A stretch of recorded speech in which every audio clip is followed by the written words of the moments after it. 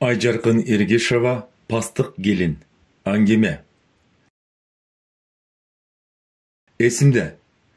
Oşol жылдары биздин айылдын жигиттерине жин тийгендей, кызала качмайды адатка айландырышты. Жин тийгендей дегеним, биринин артынан бири үйлөнүп, болгондо да тааныбай, билбей, жолдон эле бөктөрө качып, далай кыздын убалына калыштыга бозбалдар. Ошол бозбалдардын шаарына менин Жанарбек акем да кошулду. Акем дегеним атамдан улуу агамдын уулу. Бирок бир үйдө чоң энемдин колунда чоңойгон үчүн бир туугандай ынак элек. Бир күнү кечке маал Жанар акем өрөпкүп тег айылдын четиндеги Маматжандын тоюна кеткен. Анан эле түн жарымда иттерди ызы-чуу түшүрүп, бир топ бала топурап кирип келишти. Ботом, тынчылыкпы? Деди апам. Ордунан тура калып, үрпөйө. Тынчылык, чоң апа.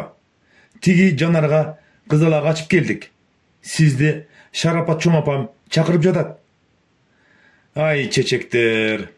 Дагы кимдин убалына калдыңар? Убалына калдыңар дейсиз да, бактысын аштыңар десеңиз, деди эрдемсинген балдардын бири тапандана. Масысын кийип жаткан апам эмеле балапан түк муруту кылайган тигил баланы ушундай бир кыжалат болгон, жактырбаган, ошол эле учурда бала сынтып аяган көз менен карап алды да, анан чапаны шаша кийип, топураган балдар менен чыгып кетти. Апа, мен да барам, деп кошо тура умтулдум эле, апам көзүн чакырайта карап, алда неге ачууланган, зээни кейген көз караш менен барбайсың дегендей тыйып койду. Ызалана кала бердим. Бирок адатымча эркеликке салып, ээрчип алууга бул көз караш жеткирбей, менин эркелигимден же кадимки келген тойдон алда канча маанилүү бир окуя болгондой каяша айтууга дай албадым. Апам түшкө жакын келди. Апа, келин сулуу бекен, дедим дароо эле. Сулуу экен шорду, деди апам суз. Эмнеге шорду? Шорду эме эмне? Кимге, кандай жерге, кандай адамга туш келгенин билбесе, бири-бирин тааныбаса, баары эле ошентип ала качып алып атпайбы? Ары акем жакшы, дедим чычалап. Акенго жакшы. Апам бирдеме айтчудай оозун таптап арбанан, сен эмнени түшүмөк элең, дегендей кайдыгер кол шилтеп тиричилигине киришти. Ошол күнү кечке кыйпычыктап, тиги келин келген чоң үйгө баргым келип, бирок апамдын бүркөө кабагынан батын албай жүрө бердим. Кечке маал апам, Жумагүл жүр, чоң апаңдыкына барып келеле. Кудагыйлар келди окшойт. Бир автобус адам келип түштү, деди саналуу. Апамдын санаркаган жүзүн көрүп, мен да тынчсыздана түштүм. Ай ушу апам, жарыктык, ал киши басканда артынан чуркап эле каласың го. Энтигип жетип барсак ызы-чуу. Аялдар кыздык алып кетебиз деп жулунуп, байкуш биздин туугандар, айрыкча Жанар акемдин атасы Асылжан агам жулунган ар бир аял эркектин көзүн карап, бозоро кечирим сурап, курун мойнуна салып алып, кулдук уруп жүрөт. Агамды карап туруп зээним кейип кетти. Адатта тойдо адамдар жаркылдап, келин менен күйөө бактысынан тамылжып турчу эмес беле. Бул жолу ууруга куугун келгендей, авал коркунучтуу да, уяттуу да эле. Айрыкча бир аял кой айга көнбөй, ак сакал улуу кичүү дебей беттен алып ажылдашып жатты.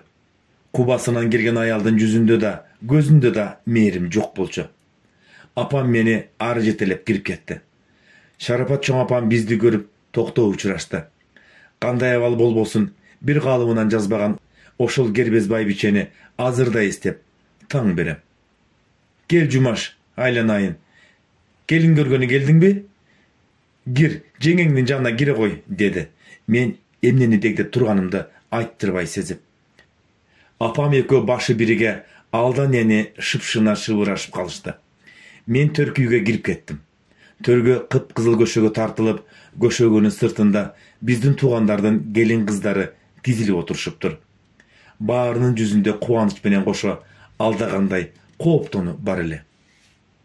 Эй кыз, кел, деди чакчаңдаган Урпия жеңем. Айылда ким кызала качпасын ушул жеңебиз сөзсүз аралашат. Bir pastele ары beri kılıp tanıştırganга, jүүнү boş, kızga evi жоқ боз балдарга ортомчу түшүп, kız тапканга маш. Gelindin janına girip çıkıp, gelgen ketkende тейлегенде караганда, Жанар экемдин кыз ала качуусуна да катышканго кайран жеңе. Көрүндүгүң барбы? Деди. Агы кызыл тартып ойноктогон көздөрүн. Атам ушул жеңебизди жактырбай, жинди көз деп койчу. Анын ойноктогон шок көздөрүн карап туруп, атамдын ошол сөзүн эстеп кеттим. Бар, дедим. Апам койнума салып берген бир байлам жибек жоолугумду чыгарып. Тил билги абысынын билет да, кандай көрүндүк беришти. Кытайдын жибеги тура, деди ал жоолукту колумдан ала салып. Анан бас кир деп жоолукту өзү кармап алдыга жол баштады. Жыйылган жүктүн бурчунда ак жоолукту көзүнө түшүрө салына отурган келинге дароо көзүм түштү. Ал ордунан тура калып, анан кичинекей мага же жүгүнөрүн, же унчукпай коерун билбей туруп калды. Урпия шыпылдап: "Бул мугалим абысынымдын улуу кызы. Жеңемдин урматына жүгүнүп кой", деди. Аппак жүзү албыра жүгүнүп жаткан жеңеме эмне дээримди билбей аптыктым. Жеңем чын эле сулуу экен. Аппак жүзүнө капкара кашы, кырдач мурду, айрыкча элегей тарткан карагат көздөрүн, суу жээгиндеги камыштай кайрылып курчап турган кирпиктери көрөшөм эле. Бою да биздин айылдын кыз келиндериндей кичинекей болбой, куду чоң суунун боюндагы солкулдаган ноодо теректердей узун да келишимдүү да экен. Рахмат жеңе, дедим, башка сөз таппай. Кудай жалгасын десеңиз, ай мугалимдин кызы. Каада салт дегенди үйрөткөн эмес го жеңем, деди Урпия жеңем шакылдап. Эгер азыркы куракта ушул сөз айтылса, качан каада салтта кыздын көңүлүн эркин сурабай, малчасынан бөктөрө качкан бар эле. Кыргыз деген улуу эл, эркти, сөздү, көңүлдү туткан эл эмес беле? Сендейлер барын талкалап жатат демекпин. Анда болсо ары жаңы пастык, шаардын кыздарын пастыктар деп коюшчу. Жеңенин сулуулугунан ары шакылдаган Урпиянын демиткенинен мурдум тердеп, унчукпай турганыма азыр ичим ушат. Сыртта эмне болуп жатты билбейм, айтор бир кезде апам кирди да: "Ай, Урпия, сенде да кыз бар. Ушул кыздардын биринин тагдырын алардын башына салгылык кылбасын. Сен алып келген кыздардын көп болсо 2-3 тынды. Калганынын тагдыры талкаланып, ажырашып кетишти. Бул кыздын да убал собу сенин мойнуңда. Ата-энесин го жайгардык. Кийинкиси жакшы болсун деп тиле", деди зекип. Апамдын бирөөгө мынтип катуу айтканын, мынчалык ачуусу келип кызаңдаганын эч көрбөгөм. Урпия жеңе кыпкызыл болуп туталанып, апама кеп кайрый албай, кайсактап, эмеле ушул үйдүн кыйыны болуп жаткан неме кыйпычыктап калды. "Бас кеттик. Биздин кыла турган ишибиз жок", деди да мени алдына салып алып чыгып кетти. Жолдо баратып: "Апа, эмне анчалык Урпия жеңени кактыңыз? Жеңе сулуу экен. Ары жакшы да окшойт. Мага жүгүндү", дедим жүрөгүмдү сөз менен жеткирип айта албаган жылуулук сыймы каралап. "Жерден боору көтөрүлек сага эмнеге жүгүнөт, ботом?" "Билбейм, Урпия жеңем мугалим жеңебиздин кызы апасынын урматына жүгүн деп жүгүнттү го." "Өлүгүңдү көрөйүн, обу жок кайсар. Урматты эмне кылат экен? Адам урматын билбеген каада салтка айланабы?" деди силкинип. Ошондон бери айдай убакыт өткөндөн кийин Шарапат чоң апамдыкына апам экөөбүз бир чара аш демдеп алып, келин көргөнү дагы бардык. Биз барганда пастык келин сыртта коро шыпырып жүрүптүр. Аппак жүзүнө ак жоолугу куп жарашкан келиндин бели да бир тутам болуп, бою башкача сындуу экен. Ал көргөндөн кирерибиз менен утурлай басып келип, жүгүнүп учурашты. "Кудай жалгасын айланайын, кем болбо. Бактың ачылсын", деди апам ыраазы боло. Анан ал апамдын артында турган мени карап, жарк эте күлүп, негедир жаш баладай көз кысып койду. Көз кысканда кирпиктери куду уча качкан чымчыктын канатындай диретип серпилип алып, анан кайра капкара каректерин көшөгөлөй жаап ары бурулуп, апамдын башына коюп алган чарасын алды. "Үйгө кириңиздер", деди акырын. Үнү да коңгуроодой жагымдуу экен. "Жеңем үйдөбү?" деди. Апам чоң апамдын ары бери басып жүргөнүн көрүп туруп анан келе жатсак деле. Сыягы жаңы келинди кепке тартуу үчүн эле ошентип койду окшойт. "Үйдө", деди пастык келин акырын. Al şıpılday yol başlap eşik açıp bizdi kirgizip anan oçoktun janında küymönüp kaldı. Bar sen jengeye jardam ber dedi apam meni. Men ansız dele jengемдин janına barım gelip turgan. Daroo çurkap kettim. Al oçoktogу ottu kүйгүзө албай убараланып жатыптыр. Жеңем жоон отундарга улам керосинди жаба куят. Ал дурт этет да анан керосин кургаган деле кайра быкшып өчүп калат. Келиңиз, мен жагайын дедим. Жакшы болбодубу? Ушу от жага албай койдум деди келин уялыңкы күлүп. Ал олону күйүп чыккан отту карап туруп жеңем оор улуттунду да. Карачы, сен жаккан от кандай сонун күйдү. Биз бала кезде ушинтип лагерде эр от жакчубуз. Ойлоп көрсөм, андан бери көп убакыт өтүптүр. Бирок кече эле болгондой, деди отту ойлуу карап. Эр от эмне? Дедим, билбегениме уялып. Эр от деген талаага жагылган от. Илгери согушка аттанган эрлер жаккан үчүн эр от деп коюшкан тура, деди Астейдил. А сиздерде да согушка бардыңыздар беле? Жеңем күлүп жиберди. Күмүштүн чачыласындай күлкүсүн оозун баса салып тыйды. Жок, талаага от жаккан үчүн эле эр от деп атачубуз. Илгери баатырлар талаада ээн жерде жагышканда. Бизде лагерде талаада суунун боюнда же токойдо жакчубуз, деди. Анын ууртундагы бармак басымын чукурунун чуңкурайып турганынан улам дагы эле күлүп, бирок анысын күч менен тыйып, үн чыгарбай турганын байкай уялып тердеп кеттим. Мен лагерге барган эмесмин, дедим акырын. Анан биз жакта лагер жок, деп кошумчалап койдум. Эр отту билбегенимиздин себебин ушул сөз менен айткым келди. Аңгыча жаныбызга Жанар экен басып келди. Анын келе жатканын көрүп жеңем чээде кызара албырып кетти. Кел Жумаш. Жанар акем мени менен учурашкан менен жеңемден көз албай карап турду. Келдим, дедим эмнегедир кысына. Үйгө кирбейсиңби? Мага от жакканга жардам берип жатат, деди жеңем дагы эле кызарып. Карачы, жеңең от да жага албайт. Эрте менен болсо калчылдап үшүп тиги Мержан сакоодой болуп сүйлөй албай калат. Көз алдыма чачы агарып калса да тилин чайнай сүйлөгөн, көзү кыйшык, буту аскак, үстүнөн жыртык, кир купайке түшпөгөн Мержан келип, ушундай сулуу келинди ошого салыштырып жатканына, ары жеңемдин ошентип сүйлөп калганын элестетип күлүп жибердим. Акем бул сөздү шылдыңдап эмес, дили төгүлүп элжиреп айтты. Экөө бири-бирине тартылып, көзгө көрүнбөгөн жип менен байланып тургандай сезилди. Атаганат, бирок бул дил төгүлүү, байлануу узакка созулбады. Кийинки тагдыр сулуу пастык келиндин уулу тууралуу болмокчу. Баса келиндин аты да эсимде жок. Анткени эч ким атынан айтпай пастык келин дешчү. Тагдырдын тамашасыбы же табасыбы, кийин анын уулунун да атынан белек деп айтпай, жетим деп чакырчу болушту. А мен жетим дегим келбей тек гана бала деп атадым. Анткени ал күнөөсү жок бала эле. Мындан аркы тагдыр бала тууралуу болмокчу. Бала чоң атасын көптөн бери күтүп жатат. Кыштын ызгары кичинекей арык денесин көзөп баратса да чыдап, чоң атасын күттү. Өгөй эненин жеп жиберчүдөй атып караган муздак көздөрүнүн алдында кыш ызгары кеп эмес. Бул сууктан денен гана үшүйт. О, өгөй энен караганда барбы, тим эле жүрөгүн кошо калтырайт. А чоң атасы келгенде өгөй эне заар көздөрү менен карайт дечи. Бирок чымчып урууга батынбайт. Чоң энеси барда кандай жакшы эле. Канчалык эркелесе да эч ким эч нерсе дечү эмес. Чоёктогон баланы өгөй эне ошондой эле жеп жиберчүдөй караса да, балага тиймек түгүл катуу уруш алчу эмес. Анан да чоң энесинин чөнтөгүнөн эч качан талтуу үзүлчү эмес эле. Төрдө кекиликтей койкоюп отуруп алып, ийик ийригенче балага не бир сонун жомокторду айтып берчү. Ошондо чоң энесинин арык тизелерине башын коюп, таттуу жеп жаткан бала очок боюнда жүдөп какаган өгөй энесинин коңкойгон мурдуна, чуңкурайган көздөрүнө карап, эми эле уккан жомоктордогу жез кемпирлерди элестетчү. Ал тургай бир жолу чоң энесинин кулагына акырын, "Эне, жез кемпирлер жеңеме окшошпу?" дегенде, чоң энесинин байкатпай нукуп койгону эсинде. Ошондой эле өлөрүн билди бекен.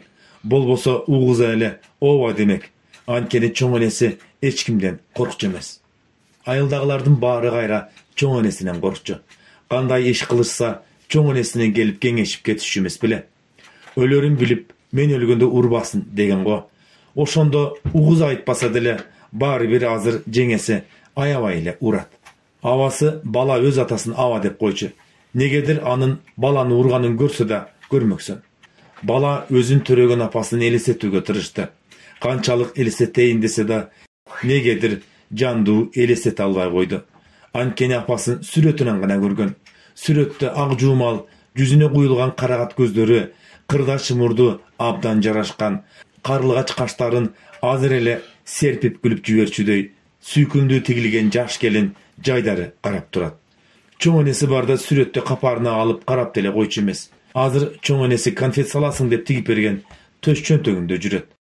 Eç kimge baykatpay gez-gezde karap, jеңесинин urgandарын, beşke çıkıp kalsa da baspagan Mitaam kızın götörüp koygonun, oşunda ayabay belinden sızdap oturganın, al turgay uktap atkanda da артында birдеме жармашып жүргөндөй сезилип кыйналганын сүрөткө айтса, кадимкидей жеңилдеп калат. Мурда çoң enesi тирүү кезинде үйдө эч ким жокто, улакта аттан жыгылып өлгөн абасынын сүрөтүн карап, көпкө телмирип отурчу да анан оор үшкүрүп, шумкарым, учуп келдиң да учуп кеттиң. Топту жарган гүлүк ат менен толукшуй кийингенден башка эмне көрдүң бул жарыктан? Дуулдаган көпчүлүктү жасына кийингенди жакшы көрчүсүң. Дегеле жашоону, сулуулукту элден башкача сүйчүсүң. Эртеле өлөрүңдү сездиң бекен кулунум деп өзү менен өзү сүйлөшүп, жан адамга сыр алдырбаган кербез байбиче энелик күйүтүнө чөгүп, заматта муңду карып кемпирге айланып, анан ошол карып кемпир абалында көпкө бүк түшүп отурчу. Андайда çoң enesi ийигин да, керели кечке алдын кургактап, жериген энесин тилдеп, упчу менен сүт берген козу улагында унутуп, түйшүктүү дүйнөсүнөн эскерүүгө көчүп кеткендей, баланын али жүзүн көрелек апасынын сүрөтү менен да сүйлөшчү. Шордуум, жанда жок ак көңүл, момун жан элең. Ошол момундугуң башыңа жетпедиби? Бирөөнүн тилине кирбесең балам, ыраңы суук, тили зары зайыпка кор болмок эмес. Эмгиче үй толгон балалы болот элеңер. Өзүңө окшогон сулуу кыздарды, балама окшогон өжөр, тентек уулдарды төрөмөксүң деп сырдашып калчу. Бала апасы эмне үчүн кеткенин, абасы эмнеге жез кемпирге окшогон жеңесине үйлөнгөнүн түшүнчү эмес. Деги ушул чоң адамдар кызык. Баары колунан келет да, анан өзү каалаган нерсени жасап, өзү каалагандай жашай алышпайт. Абасы деле өкүнөт болуш керек. Bir жолу жеңеси апасынын сүрөттөрүн альбомдон сыйрып атканда абасы кирип калды. Ал оболу ыйык буюмуна суук кол киргендей селее саамга ордуна катып, анан эсине келе жеңесинин колунан альбомду жулуп алган. Жеңеси уялып калмак түгүл, додуланып, али ууру шуркуяң эсиңен чыкпаптыр да, сени да кошуп уурдап кетсе болмок экен дегенде, абасы жеңесин жаактан ары бир тартып, анан эшикти тарс жаба сүрөттөрдү көтөрүп чыгып кеткен. Ай ошондогу жеңесинин ок жеген аюудай айкырып, өмүрү көрбөгөн күндөшүн жер жеберине жеткире каргаганы. Шуркуя, ууру, жакшы болсоң, 2 айлык ымыркай балаңды апаңдан берип жибермек эмессиң. Жок дегенде өз колуң менен алып келип тапшырып кетмексиң. Шуркуя, сен таштап кеткен таштанды балаңдын кирин жууп, нанын жап отурсам дагы мен жаманмын деп өзүн өзү ургулай чачын жулуп ыйлаган. Бала жеңесинин заар үнүнө угуп үйдөн чыга качкан. Сыртка чыкса абасы коронун артындагы чөп үймөктүн алдында сүрөттөрдү карап отуруптур. Артынан барарын барып алып, кете албай кылчактап калган баланы абасы күнөөкөрдөй пас үн менен жанына чакырды да, анан чоң киши менен сырдашкандай: "Апаң."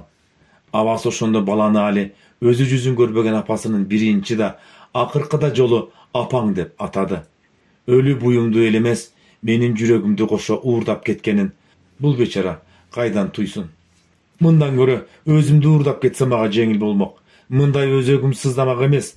Курсагынын тогуна эрлүү катын экенине сыймыктангандан башканы билбеген тиги жеңең байкуш эмнени түшүнмек эле, деди да саамга башын салаңдата мүңкүрөй отуруп калып, кайра күңгүрөнө кобурады. Бирок балага апаң деп кайра айтканга батынбады көрүнөт. Ал атайлап анткен жок. Өзөгүн өрттөгөн күйүттү бирдеме менен басуу керек болчу. Аял да Ölü buyum menen bizdin içibizde açıştırıp, oşonusу menen öç alam degen go. Uşu azır özü üçün da, beygünö bala görбөгөн apası üçün da geçirim surap aktanıp жаткансыды. Birinci jolu balаны mээrim төгө эркелетип, Айдар көңүлүнөн сылап, анан буюгуп бараткандай, кайыша оор үшкүрбөдү беле.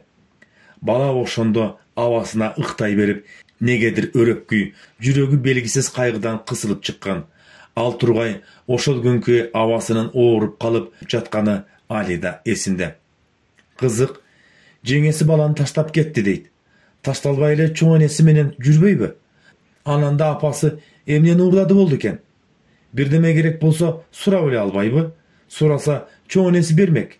Айылдагы башка эле бирөөлөр деле чоң энесинен эмне керек болсо сурап алып кетишчү эле. Бир жолу чоң энесинен: "Эне, апам мени таштап кеткенби?" деп сурады. "Ок, башыңы өскүр. Эмне дейт? Тирүү адамды да таштап кетчү беле. Ким айтты сага?" деп чоочуп кетти. Бая күнү авам менен жеңем сүрөт талашып урушканда жеңем айтты. Анан мени төрөгөн аялды ууру деди. Оозун алы жетпеген байкуш. Бирөө өлбөсө бирөөгө күн жок. Ал кетпесе бул шордуну ким алмак экен? Ал уурулук кылган жок. Өз акысын, өз тиешесин алып кетти. Болгону ызасына ууккан жаш неме бирөөнүн тилине кирип, эч ким жокто өзү билемдик менен сепке келген төшөк жуурканын пактасын чыгарып салып алып кетип калбадыбы? Чырайы шор болду шордунун. Абысындар эле сулуулугун көрө албай ушуну кылышты. Капырай, күндөш күйүкчү эле сулуулукка. Бул шордунун абысындары күйүктү. Кийинки кезде бирдемеге туталанып жүргөнүн байкасам да, маани бербей койбодумбу? Желмаяндай калыянын жакын болуп кеткенин сездим эле. Желмоңуздун куйтулугун кантип байкабай калдым, көзүм кашайып. Бир ооз эле мени картадан утуп алган турбайбы? Ошол чынбы деп сураса эмне? Кийин кеч болуп калды. Көгүмө таянып мен да кылып койдум окшойт. 40 күндүк сени көтөрүп кечирим сурап келгенде эле эне болуп мен кечирип койсом, аттиң азыр баары унутулуп кетмек. Ошондогу сени бооруна кысып алып, боздугону али да кулагымда турат. Кийин тайының сени эки айлыгында алып келип мага берип кетти. Тиги кем таалай шор пешененин сыздап, бирок энесинин тилинен чыга албай эле сени бергенин сездим. Ошондо курунамызды коюп, дагы бир жолу өзү келсе, ачуум тарап калган. Мен өзүм алып калмакмын. Ал эмес, бул эмес буйрубаптыр да. Абаң үйлөнбөй көп жүрдү. Бир күн эле ушуну алам деп калыптыр. Кой, бул урагын суук тили заар жуандан башка жокпу?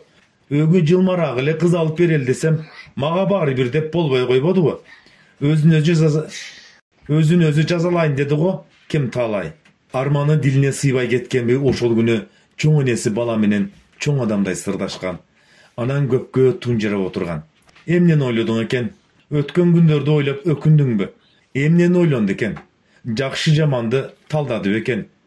Энеси кейип турганынан аяса да, балалык кызыгуусу сурабай койгонго жол да бербей, ээликкен бала батынбай: "Эне, картага кантип уттурат?" деп араң сурады. Балам, ал ушак кеп. Болгону абаң бир үйлөнүү тойдо келинге курбу болуп келген апаңды жактырып ала качмай болот. Бирок кызды алам деп болжолдоп жүргөн бир жигит кошо келген экен. Ошол талашат. Анан абаң: "Кел карта ойнойбуз. Уттурсаң сен унчукпайсың.